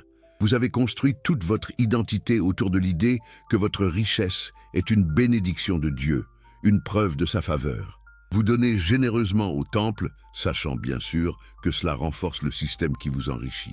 Vous respectez scrupuleusement toutes les lois rituelles. Et voilà ce prédicateur itinérant qui vous dit « Votre richesse n'est pas une bénédiction, c'est une malédiction. Vous avez déjà eu votre récompense. Malheur à vous, vous serez renversé. » Comment réagissez-vous à cela? Comment ne pas voir cet homme comme une menace existentielle? Mais Jésus ne s'arrête pas aux béatitudes. Il martèle ce message encore et encore à travers ses enseignements et ses paraboles. Regardons la parabole du riche et de Lazare, trouvée uniquement dans Luc 16. C'est une des histoires les plus révélatrices et les plus dérangeantes que Jésus ait jamais racontées. Il y avait un homme riche qui s'habillait de pourpre et de fin lin et qui faisait chaque jour des festins somptueux. Et il y avait un pauvre nommé Lazare, couvert d'ulcères, qui était couché à sa porte. Il désirait se rassasier des miettes qui tombèrent de la table du riche. Et même les chiens venaient lécher ses ulcères. Déjà, remarquez le contraste. Le riche, qui n'a même pas de nom dans l'histoire, suggérant peut-être que Jésus parle d'un type plutôt que d'un individu spécifique, vit dans un luxe extravagant. La pourpre était incroyablement chère, teinte à partir de mollusques de mer dans un processus coûteux. Seuls les très riches pouvaient se le permettre. Le fin lin était également un textile de luxe, importé souvent d'Égypte. Et il faisait des festins somptueux chaque jour, pas seulement pour des occasions spéciales, chaque jour. Une surabondance constante de nourriture riche. Pendant ce temps, Lazare, et remarquez qu'il a un nom, ce qui suggère que Dieu le connaît personnellement, gisait à la porte du riche, affamé et malade. Il ne demandait même pas un repas complet, juste les miettes, les restes, ce qui tomberait de la table et serait normalement jeté. Les gens riches de l'époque utilisaient souvent du pain pour s'essuyer les mains pendant les repas, un peu comme des serviettes, puis jetaient ces morceaux de pain souillés. C'est ce que Lazare espérait avoir, et il ne l'obtenait même pas. Pire encore, il était couvert d'ulcères, probablement des plaies infectées de malnutrition et de vie dans la rue, et les chiens de rue venaient lécher ces plaies.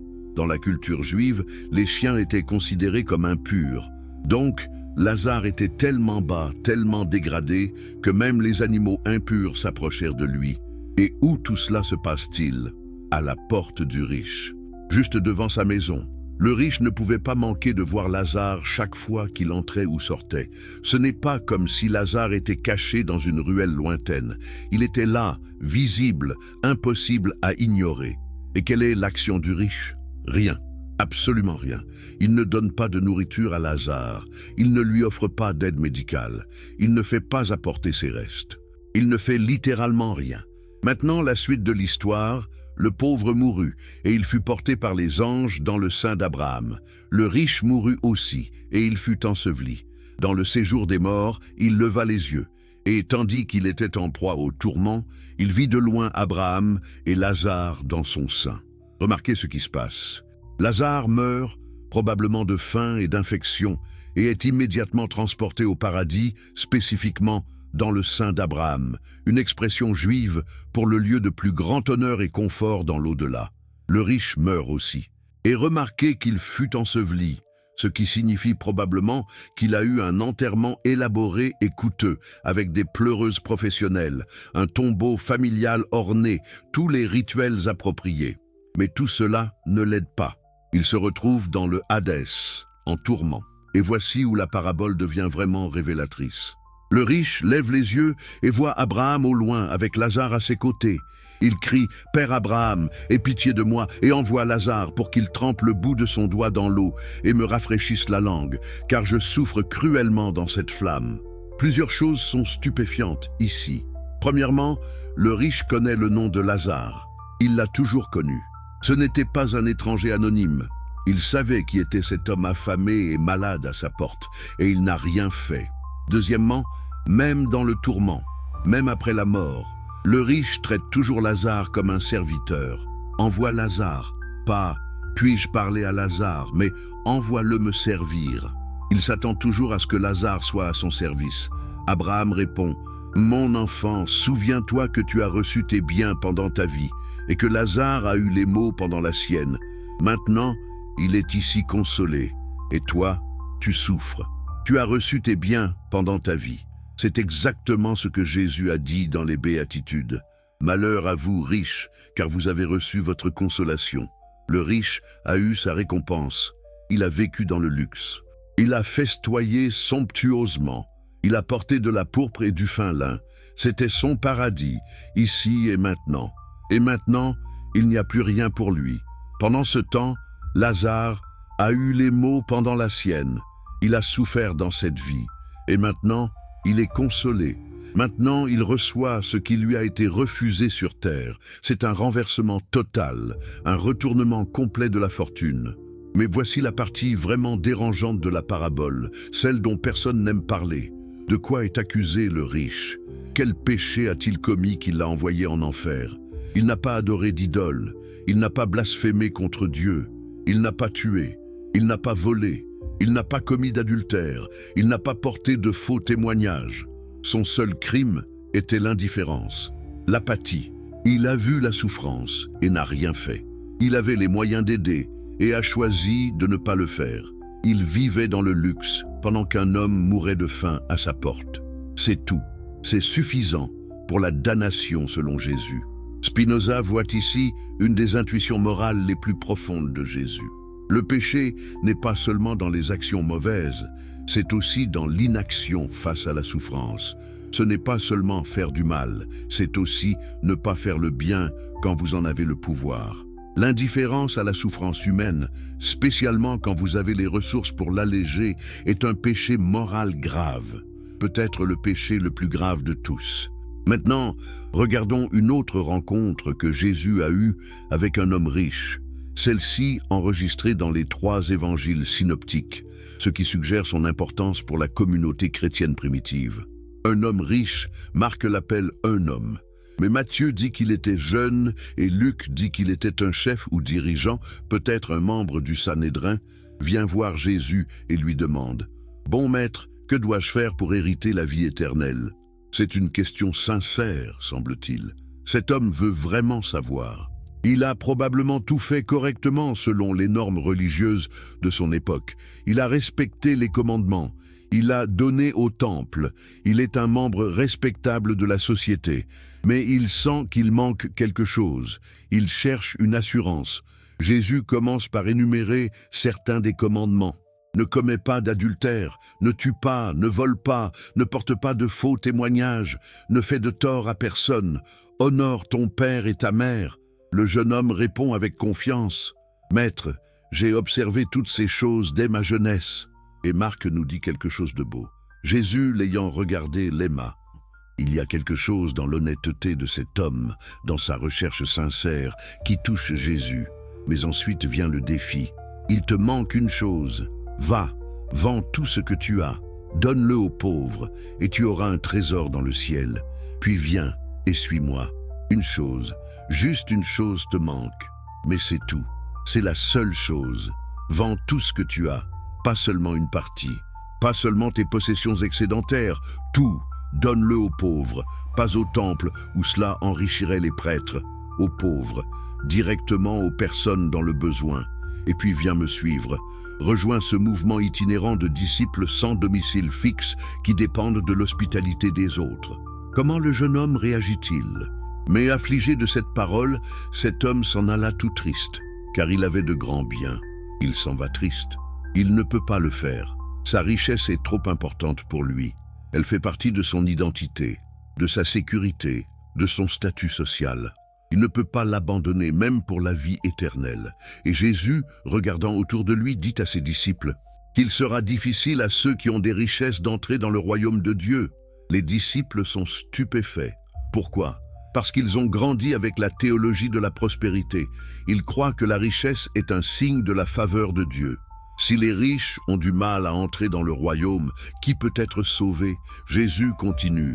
Mes enfants, qu'il est difficile à ceux qui se confient dans les richesses d'entrer dans le royaume de Dieu, il est plus facile à un chameau de passer par le trou d'une aiguille qu'à un riche d'entrer dans le royaume de Dieu. Un chameau passant par le trou d'une aiguille, c'est une image absurde, comique presque. Les chameaux étaient les plus gros animaux que les gens de Judée voyaient régulièrement. Le trou d'une aiguille était évidemment minuscule. L'image d'un chameau essayant de se faufiler à travers est ridicule. Jésus dit « C'est aussi impossible pour un riche d'entrer dans le royaume de Dieu. Pas juste difficile, pratiquement impossible. » Au fil des siècles, les gens ont essayé d'adoucir ce dicton. Certains ont prétendu qu'il y avait une porte à Jérusalem appelée l'Aiguille, et qu'un chameau pouvait y passer s'il se baissait et si on enlevait son chargement. Mais il n'y a aucune preuve historique d'une telle porte. C'est une invention conçue pour rendre l'enseignement de Jésus moins radical. Non, Jésus voulait dire exactement ce qu'il a dit. C'est absurdement, comiquement, tragiquement impossible pour un riche d'entrer dans le royaume de Dieu. Pourquoi? Spinoza offre plusieurs explications, toutes tirées des enseignements de Jésus lui-même. Premièrement, la richesse crée une fausse sécurité. Vous commencez à faire confiance à votre argent plutôt qu'à Dieu. Vous pensez que vous pouvez vous acheter une sortie de n'importe quel problème. Vous perdez cette dépendance radicale à la providence divine que Jésus prêche constamment. Deuxièmement, la richesse vous isole de la souffrance des autres. Quand vous vivez dans le luxe, entouré de confort, il est facile d'ignorer ou de ne pas voir la pauvreté et la misère qui existent juste à l'extérieur de vos portes. Vous perdez la compassion, l'empathie qui est centrale à l'éthique de Jésus. Troisièmement, et peut-être le plus important, vous ne pouvez pas être riche dans un monde de pauvreté sans être complice d'injustice. Dans une société profondément inégale comme la Judée du 1er siècle, toute richesse significative venait inévitablement de l'exploitation. Soit vous exploitiez directement les gens, des fermiers, des ouvriers, soit vous profitiez de systèmes qui exploitaient les autres. C'est pourquoi Jésus dit que le jeune homme doit vendre tout et donner aux pauvres. Ce n'est pas juste un test de son détachement. C'est une question de justice distributive. Votre richesse appartient réellement aux pauvres. Elle a été extraite d'eux d'une manière ou d'une autre. La rendre est simplement corriger une injustice. Maintenant, imaginez que vous êtes un membre de la classe sacerdotale ou de l'élite des propriétaires terriens entendant tout cela. Jésus ne prêche pas seulement la charité. Il ne dit pas simplement « soyez généreux avec les pauvres ». Il dit que votre richesse même est illégitime, que vous devriez tout abandonner, que vous ne pouvez pas être riche et juste en même temps. C'est une menace révolutionnaire, c'est une remise en question de toute la structure économique de la société. Et puis Jésus raconte des paraboles qui renforcent ce message. La parabole de l'homme riche insensé dans Luc 12, par exemple. Un homme riche a une excellente récolte. Ses terres produisent tellement qu'il ne sait pas où tout stocker. Alors il se dit, voici ce que je vais faire. J'abattrai mes greniers, j'en bâtirai de plus grands, j'y amasserai toute ma récolte et tous mes biens. Et je dirai à mon âme, tu as beaucoup de biens en réserve pour plusieurs années. Repose-toi, mange, bois et réjouis-toi. À première vue, cela semble raisonnable, non? L'homme a travaillé dur. Il a eu une bonne récolte. Il prévoit pour l'avenir. Il veut profiter des fruits de son labeur. Où est le mal? Mais Dieu lui dit, insensé, cette nuit même ton âme te sera redemandée. Et ce que tu as préparé, pour qui cela sera-t-il? Il meurt cette nuit-là, tous ses plans, toute son accumulation, inutile. Et Jésus conclut, il en est ainsi de celui qui amasse des trésors pour lui-même et qui n'est pas riche pour Dieu. Amasser des trésors pour soi-même, c'est ça le péché. Non pas avoir des ressources, mais les accumuler pour soi, refuser de les partager, thésauriser pendant que d'autres ont besoin. Être riche pour Dieu signifie être généreux. Utilisez vos ressources pour aider les autres, ne pas s'accrocher à plus que ce dont vous avez besoin. Et remarquez ce que l'homme riche n'a jamais considéré. Donner une partie de cette récolte abondante aux pauvres. Nourrir les affamés, aider les nécessiteux. Cela ne traverse jamais son esprit. Il ne pense qu'à lui-même, comment il peut se sécuriser, comment il peut profiter de plus de confort. Spinoza souligne que Jésus attaque ici quelque chose de fondamental dans la psychologie humaine. Notre tendance à accumuler, à thésauriser, à toujours vouloir plus de sécurité matérielle. Et il dit, c'est une illusion, c'est de la folie. Parce que vous ne savez jamais combien de temps vous avez. Vous pourriez mourir cette nuit. Et alors, à quoi bon toute votre accumulation? La seule sécurité réelle, la seule richesse qui compte, c'est être riche pour Dieu, ce qui signifie vivre justement, aimer généreusement, partager librement. Maintenant, regardons une autre dimension de la critique sociale de Jésus, son attitude envers les collecteurs d'impôts et les pécheurs. Les collecteurs d'impôts étaient universellement détestés dans la société juive. Pourquoi? Parce qu'ils étaient considérés comme des collaborateurs avec l'occupation romaine. Ils collectaient les impôts pour le pouvoir oppresseur étranger. Pire encore, le système d'imposition était corrompu. Les collecteurs d'impôts soumissionnaient pour le droit de collecter des impôts dans une région, payaient à Rome un montant fixe, puis collectaient autant qu'ils pouvaient au-delà de cela pour leur profit personnel. Donc, ils s'enrichissaient en extorquant leurs propres compatriotes au nom d'un régime étranger. Ils étaient considérés comme des traîtres et des voleurs. Les pharisiens et les autres juifs pieux évitaient complètement les collecteurs d'impôts. Manger avec eux vous rendrait rituellement impur. Les associés vous marqueraient comme complices de leurs péchés. Et que fait Jésus? Il mange avec eux régulièrement. Il appelle même un collecteur d'impôts, Lévi, aussi connu sous le nom de Matthieu, à devenir un de ses 12 disciples les plus proches. Dans Luc 5, après avoir appelé Lévi à le suivre, Jésus va chez Lévi pour un banquet. Et Lévi invite tous ses amis collecteurs d'impôts.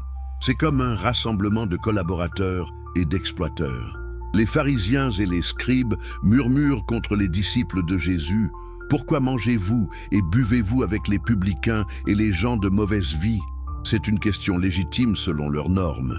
Si Jésus est un enseignant religieux, un prophète, ne devrait-il pas s'associer avec des gens justes? Ne devrait-il pas maintenir des standards de pureté rituelle? Jésus répond avec une de ses phrases les plus célèbres. Ce ne sont pas ceux qui se portent bien qui ont besoin de médecins, mais les malades. Je ne suis pas venu appeler des justes, mais des pécheurs, à la repentance. C'est brillant à plusieurs niveaux. D'abord, cela répond directement à leurs critiques. Bien sûr que je mange avec les pécheurs, c'est tout le point. Ils sont ceux qui ont besoin d'aide. Si j'évitais tous ceux qui ont fait quelque chose de mal, comment pourraient-ils jamais changer? Mais il y a aussi une ironie mordante ici. Je ne suis pas venu appeler des justes, mais qui sont ces justes? Les pharisiens se considèrent comme justes. Mais Jésus a déjà démoli leur justice autoproclamée. Il a dit qu'ils sont comme des sépulcres blanchis, beaux dehors, pourris dedans. Donc quand Jésus dit qu'il n'est pas venu appeler les justes, il dit peut-être « Vous qui pensez être justes, vous qui êtes tellement convaincus de votre propre rectitude que vous ne pouvez même pas voir votre propre hypocrisie. Vous êtes au-delà de mon aide, parce que vous ne reconnaissez même pas que vous êtes malade. » Les pécheurs, les collecteurs d'impôts, les prostituées, les marginaux de la société, au moins ils savent qu'ils ont besoin d'aide. Ils ne prétendent pas être parfaits. Ils sont ouverts à la transformation. Mais l'élite religieuse, ils sont tellement encombrés par leur propre justice qu'ils ne peuvent pas recevoir la grâce. Et remarquez ce que Jésus fait. Il humanise ceux que la société a déshumanisés. Les collecteurs d'impôts ne sont pas juste des collaborateurs sans visage, des exploiteurs sans nom. Ce sont des personnes. Lévi a un nom. Zachée a un nom. Ils ont des histoires, des luttes, des familles. Et quand Jésus passe du temps avec eux, quand il mange avec eux, quand il les traite comme des êtres humains dignes plutôt que comme des parias, quelque chose change en eux. Zachée, après avoir rencontré Jésus, dit « Seigneur, je donne aux pauvres la moitié de mes biens, et si j'ai fait tort de quelque chose à quelqu'un, je lui rends le quadruple. » Voyez ce qui se passe? Ce n'est pas que Jésus excuse leur comportement. Zachée reconnaît qu'il a fait du tort aux gens, mais au lieu de l'éviter et de le condamner, Jésus lui offre de la dignité et de l'acceptation. Et cette acceptation crée l'espace pour le repentir et la restitution réelle. C'est révolutionnaire, parce que le système religieux de l'époque fonctionnait sur l'exclusion et la condamnation. Vous êtes un pécheur, vous êtes rejeté, vous êtes rituellement impur, vous êtes évité, vous avez collaboré avec les Romains, vous êtes un traître à jamais.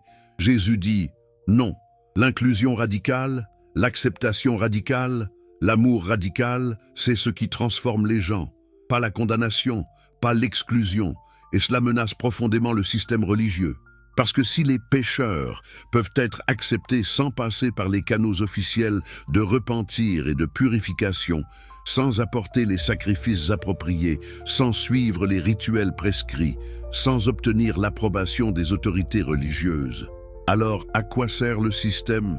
Maintenant, parlons des sacrifices. Parce que c'est ici que l'attaque de Jésus contre le système religieux économique devient la plus directe. Le système de sacrifice était au cœur absolu du judaïsme du temple.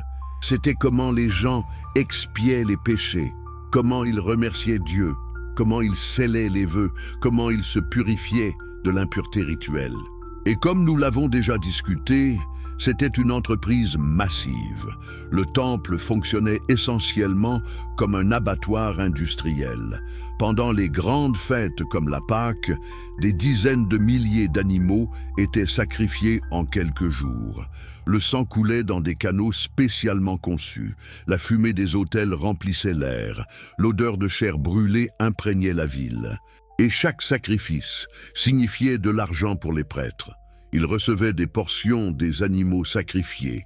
Ils collectaient des frais pour l'inspection des animaux. Ils contrôlaient le marché des animaux sacrificiels. C'était une machine à faire de l'argent massive et perpétuelle. Et Jésus a dit « Dieu ne veut pas de ça ». Il cite à plusieurs reprises le prophète Osée « Car j'aime la piété et non les sacrifices, et la connaissance de Dieu plus que les holocaustes. Miséricorde, pas sacrifice. Connaissance de Dieu, pas holocauste. » C'est radical, parce que Jésus ne dit pas « Faites de meilleurs sacrifices » ou « Faites-les avec plus de sincérité ». Il dit « Dieu ne veut pas de sacrifice du tout. Ce que Dieu veut, c'est la miséricorde, la bonté, la justice, l'amour. » Tous ces rituels élaborés, tous ces animaux tués, tout ce sang versé, ce n'est pas ce que Dieu désire. C'est ce que les humains ont inventé. Et c'est devenu un business lucratif pour la classe sacerdotale. Spinoza développe cela en profondeur. Il argumente que les sacrifices étaient une concession à la mentalité primitive des Israélites anciens qui ne pouvaient pas concevoir l'adoration sans rituel physique visible. Dieu a permis les sacrifices non pas parce qu'il les voulait, mais parce que les gens ne pouvaient pas encore comprendre une forme d'adoration plus spirituelle. Mais maintenant, dit Jésus, il est temps de dépasser cela. Il est temps de comprendre que Dieu se soucie de comment vous traitez les autres personnes, pas de combien d'animaux vous tuez sur un autel. Regardons une confrontation spécifique. Dans Matthieu 12, Jésus et ses disciples marchent à travers des champs de blé un jour de sabbat. Les disciples ont faim et commencent à cueillir des épis de blé et à les manger. Les pharisiens voient cela et accusent « Voici, tes disciples font ce qu'il n'est pas permis de faire pendant le sabbat. » Pourquoi cueillir du grain était-il interdit? Parce que c'était considéré comme récolter, une des 39 catégories de travail interdits le jour du sabbat. Jésus répond en citant un précédent biblique, comment David, quand il avait faim, est entré dans la maison de Dieu et a mangé les pains de proposition, qui n'étaient permis qu'aux prêtres.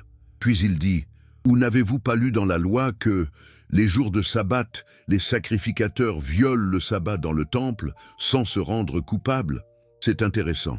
Les prêtres travaillent le jour du sabbat, tuant des animaux, préparant des offrandes, allumant des feux sur les autels. Tout cela est techniquement du travail, mais c'est permis parce que c'est pour le service du temple. Jésus souligne l'hypocrisie. Les prêtres peuvent travailler le sabbat pour offrir des sacrifices, mais mes disciples ne peuvent pas cueillir de la nourriture quand ils ont faim. Et puis vient le coup de grâce. Or, je vous le dis, il y a ici quelque chose de plus grand que le temple. Si vous saviez ce que signifie « je prends plaisir à la miséricorde et non au sacrifice », vous n'auriez pas condamné des innocents. Quelque chose de plus grand que le temple. Le temple était supposé être la chose la plus sainte, le lieu le plus important dans tout le judaïsme. Et Jésus dit, ce qui est ici, ce mouvement, cet enseignement, cette priorité de la miséricorde sur le rituel est plus grand que le temple. Et il cite à nouveau Osée, je prends plaisir à la miséricorde et non au sacrifice. Si vous compreniez vraiment cela, dit Jésus, vous ne condamneriez pas des gens affamés qui cueillent de la nourriture. Vous comprendriez que nourrir les affamés est plus important que suivre des règles rituelles. Vous comprendriez que Dieu se soucie plus de la compassion que de la conformité. C'est une attaque directe contre tout le système. Parce que si la miséricorde est plus importante que les sacrifices, alors pourquoi avons-nous besoin du système de sacrifice? Pourquoi avons-nous besoin du temple avec toute sa bureaucratie et ses rituels élaborés? Nous n'en avons pas besoin. C'est exactement le point. Et les prêtres le savaient.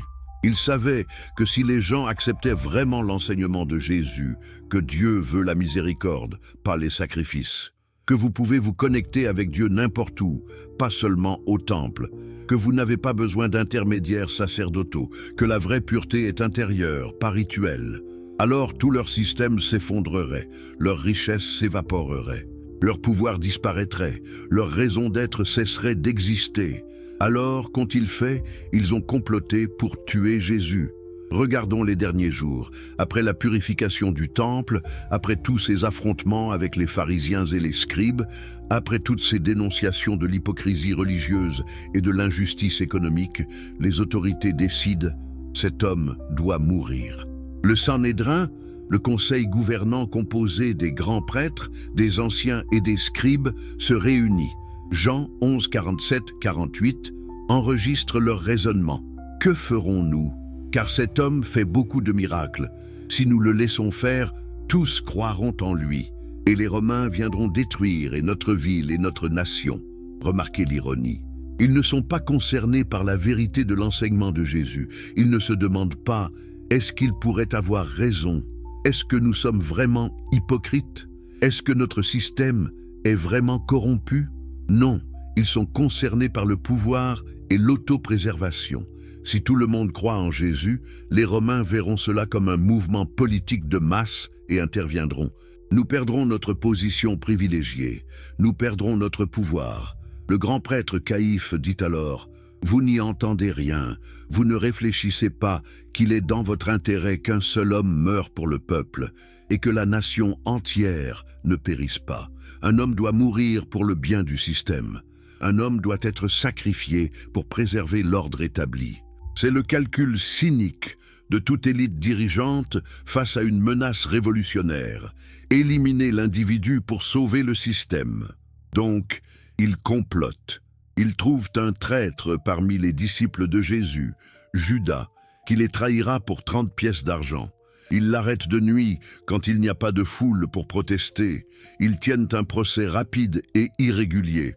Et de quoi l'accusent-ils?